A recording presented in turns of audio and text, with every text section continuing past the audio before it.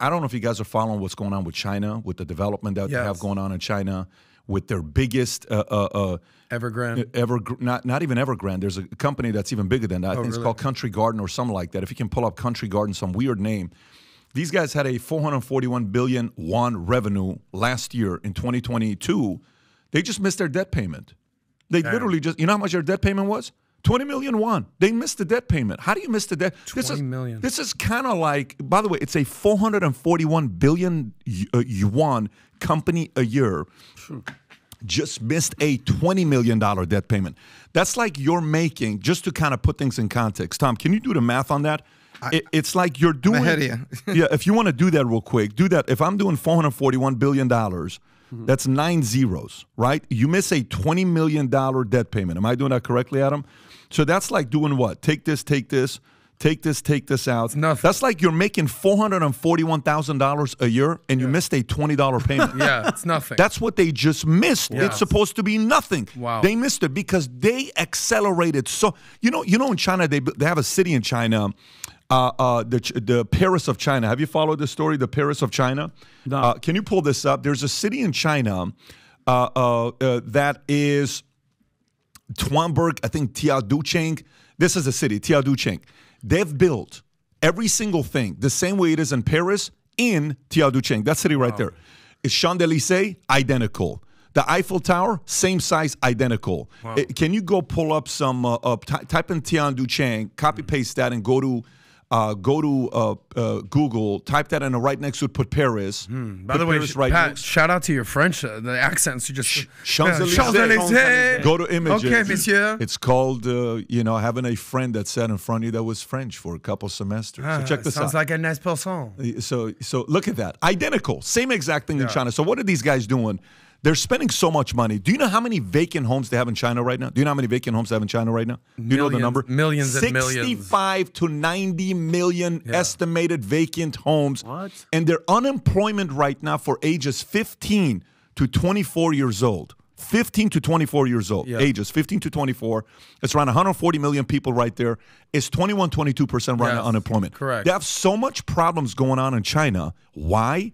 Because the knob you control as a country, if you cool and heat it up and not allow capitalism to do it, you're eventually becoming God. You're acting like God. Like, don't worry about it. We are the gods of economy. We are Jerome Powell.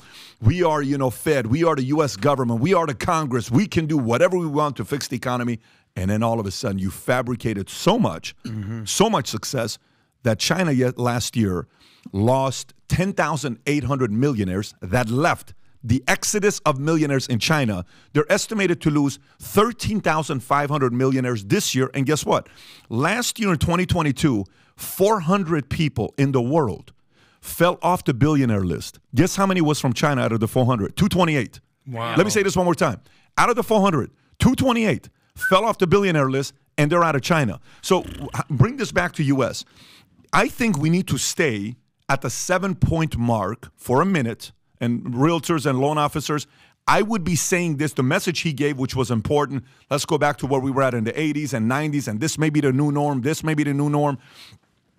And I would talk to my clients, and if I'm a loan officer right now, a realtor, I'm going to say this. Listen, get this thing at 7% today. Here's why. Say the rates drop to 5.5% next year, we'll refi. Yep. But get it at least at 7% to get you in, because you're going to get at a good price. Because the problem is, what if it stays at 7%? What if it goes to 8%? What if it goes to 9%? Lock it in at 7. When it goes lower, we will refi. That would be the approach I would be taking, because if America plays with fire on wanting to be the god of economy, all of a sudden we're going to wake up one day and saying, what the hell are we going to do with all of this debt that we got going on? Anyways, so that's the mess that's going on in America. I wanted to kind of revisit some of the China stuff, because I think what you're saying is very important. Because why is China important? One of the biggest lessons I've learned, many of the lessons I've learned since Valuetainment, one of the biggest lessons is the threat of China. What's the China by 2030, China by 2025, 2035. Every year they kind of keep pushing it back. A lot of those predictions were pre-COVID though.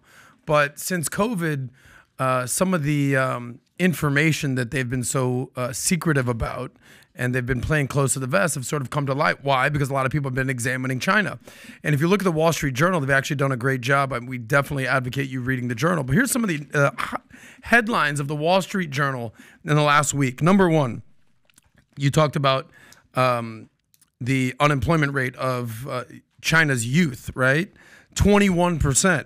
So the Wall Street Journal article says China's young, restless, and jobless. Youth unemployment doubled since COVID, 21%. By the way, the government is now telling college graduates to settle for low-paying blue-collar jobs. They're quote, it's okay to lie flat, and that you should work hard jobs. Why? Because you should learn to eat bitterness. This is some of the vernacular that's coming out of China. Interesting. The second article was, is China past its peak? All right, cool, good to know. After everything that's going on in China, that'd be interesting to do. And then you talked about this, sort of the billionaires. You said 222 billionaires. 280. 228 out of the 400, 228 were ridiculous delisted off the billionaire list. We remember in 2020 when Jack Ma went missing. Yep. And why was Jack Ma in the headlines? Because he's probably the most famous person, tech billionaire out of China, Alibaba. But there's so many multi-millionaires, billionaires whose names we don't know. Who knows what's happened to these guys? We've seen a tech crackdown in China. But here's the third article that I read. Wall Street Journal, China will hunt you down. So whether you're Jack Ma, whether you're billionaires, whether you're the Uyghurs that we've learned about in work camps, or whether you're living in Hong Kong and you're living in fear, and what we know about China is they will suppress any dissenting voice that dares to question the CCP. But here's what's interesting about China, because for years we've talked about the threat of China, the red communism, CCP. What was the admiral that we used to have on? Who you talking The gentleman about? who used to have a show? Spalding. General Spalding. I learned a lot from him. He was great.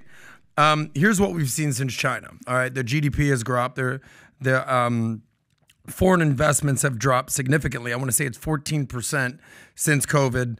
They call it the decoupling of China. Aging population, we can talk about that for a second.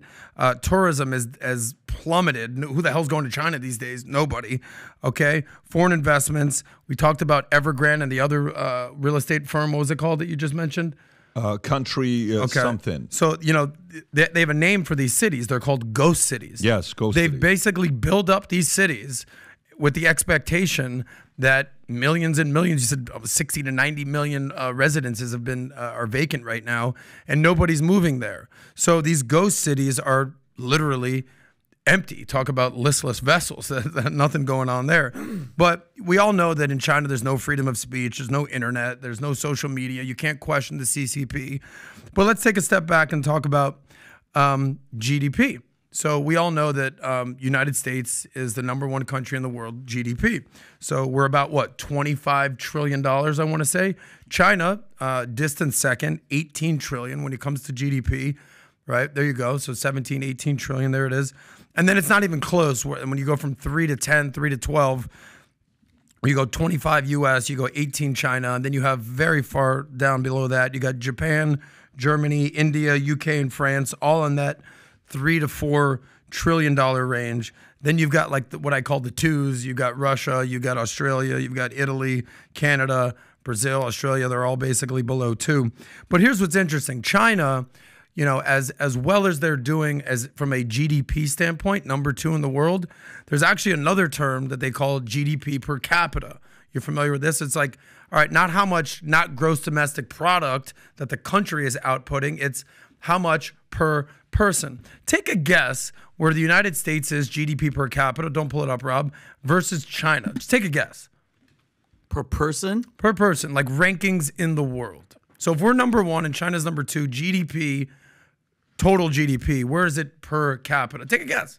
Well, you got, 23 trillion divided by 335 million. That would be the U.S. number. You're really about to bust out this math right now. Yeah, And then you would do 18 trillion in China divided by, 2 billion? 1.4 billion, yeah.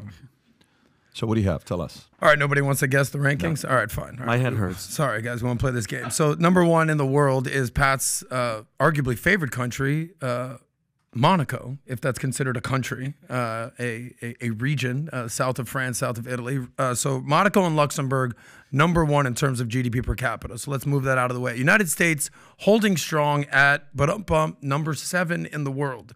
That's money in each person's pocket. So China not in the top 10, not in the top 20, not in the top 50. They are number 64 in the world. That makes sense to me, though. Meaning there's some rich-ass billionaires and some very, very poor people in rural China. They've been, obviously, over the last 3 decades, their middle class has been rising. What a point you just made. Yeah. By the way, fantastic point that you did the research on that to share with us. I will tell you, Rob, can you pull up what I just sent you? Okay, can you go to the charts, edit the dates, go to the right above you, it says calendar, right next to the, right there. To your right, click on that, and change the 2022 to 1980. Just change that to 1980. Okay, check this out. Yeah, and then put the space between it. No, you kind of messed it up. Yeah, there you go, right there. Click on that. Okay, zoom out a little bit. Zoom in a little bit so we can see it. No, Rob.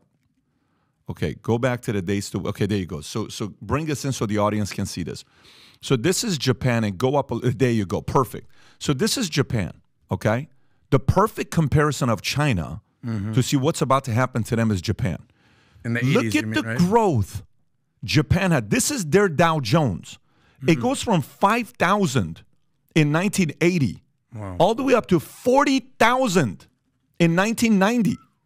One of the fastest growing economies in the world. This is when Toyota was God and their CEO was Jesus, okay?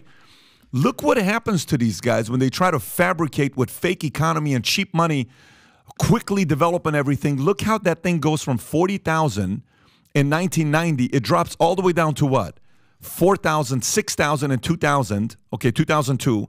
And then stays there at around 2,000. What year is that right there? If you look at, there's a show, take you there. Okay, September. It's okay. It's 2002. And then you go to the next bottom that you show. It's around like 2009, whatever that bottom is there. And since 1990 till today, guess what? It's never gone back to what it was in 1990. Still haven't recovered yet. They're getting close. They still haven't recovered. In 33 years, they haven't recovered. What China is going through right now is catastrophic, is what they're going through right now. They're going to try to fake it till you make it for as long as you can. But let me tell you something. When you fake it till you make it, like imagine when you're hanging out with a crowd and they're all rich and you're trying to act like you're rich. So you go to a restaurant. Hey, yeah, let's do a bottle of, whatever. Just bring it. It's Ace of Spades, Moet Chandon. Shit.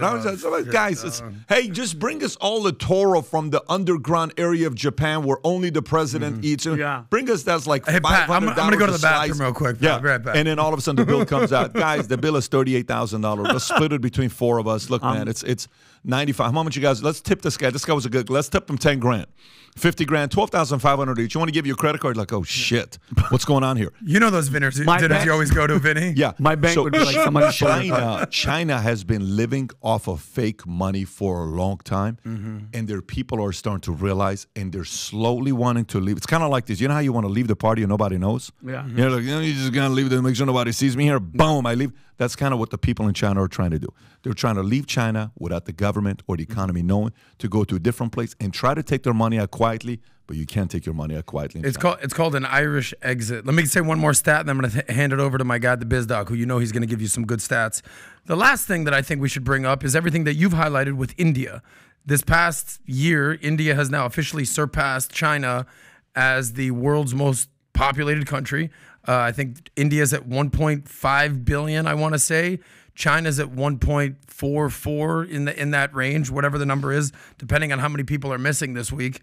But interesting enough, because of their aging population, due to a lot of it, the effect of the one-child policy, a lot of young female babies went missing because, you wanted that male son.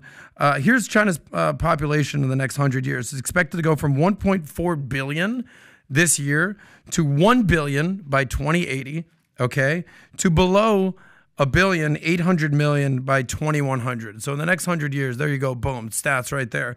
So, what's the one idea I'm always saying? Like, hey, Pat, more chicks.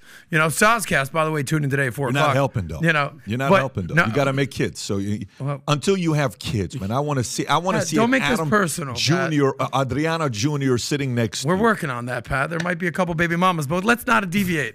Here's the difference. The one-child policy has basically turned China into an all-dude sausage fest party. Yeah. So yeah, man, that's awesome. So the United Like States. the clubs in Kentucky I used to go to. Ugh, no fun. By the way, do not try to come in all dudes to a club in South Beach. Never going to happen. So in the United States, you have 98 males to 100 females. So you walk into a party, there's a couple more chicks. You're like, all right, cool, I can get down like this. That's kind of how clubs operate. Typically, you want more women than men. That's, you know, supply and demand. It's, you know, hypergamy at its finest. But in China, it's 105 men to 100 females. So you walk into a party, it's like, got a sausage fest up in this piece. That's what's going on in China, especially with the aging population. Old men running around the country. Tom. I really appreciate your dive into it. I love listening to stats like that. And one thing I'll add to Adam is remember one thing about Japan. Japan, the 90s was the decade of crash, and then the aughts, the OOs, was the decade of slow growth back. And they finished 2010 at 10,000, where you saw that there. So they sort of finished where they started in 1980, and they've kind of grown past that. One of the ways that they've grown in Japan, they have a currency that's tied to international monetary system. The yen is actively a part of international monetary trade, currency trade. China has never, ever, ever pegged its currency to the international monetary trade. They've never pegged it. They've artificially adjusted the value inside turning the knob, which is the same problem that Stalin had. And if you want to go back and look at this in history, with his 5-year plans that he started in 1920, 5-year plan. We didn't make it. Well, we're going to make another 5-year plan. Oh, we didn't make that. Another 5-year plan. And the human toll was terrible. So when you sit inside yourself, the way China is now and the way Stalin did, what happens is you don't get where you're going. You're going to end up somewhere else. And that's exactly what's happened here. And at least Japan learned after 20 years of strife, decade of crash, decade of flat, they're now coming back, but they're coming back on rational economic policy and a currency that is tied to all the rest of the world currencies, where you go up and down based on the value you create. By the way, the challenge here for these guys is, you know, everything is about looking at other case studies to learn for yourself. If you can't learn from other people's mistakes and you repeat it, you know, that's your fault. It's you didn't process what the other person's mistake was. China's not learning from Japan, and we as Americans are not learning from history. We also keep printing more money, hoping to delay the problem to the next phase and the next phase and the next phase. This whole thing was about we should stay at around 7%. I think we should stay at 7% plus for about a decade and see what happens. It'll discipline everybody. By the way, I'm going to lose money if I do that because value is going to come down. But I think we need to stay at a disciplined number for a decade. Let's get stabilized. No more printing of money at the U.S. government unless if they can lower it by 10%. If you can lower our national debt by 10%, you can come back and ask for more money to be printed by us. If not, don't come back asking for more money. Let's just pump the brake. You know, there's freezes in different industries. Let's put a freeze in Congress printing more money for about 10 years. Let's see what happens. What if publicly we announced you can no longer print money unless if a natural disaster happened? You can't say more entitlement, more this, more that. Let's go for 10 years and see what that looks like. But knowing the way our government is set up, that is very highly unlikely. So if you like this clip and you want to watch another one, click right here. And if you want to watch the entire podcast, click right here.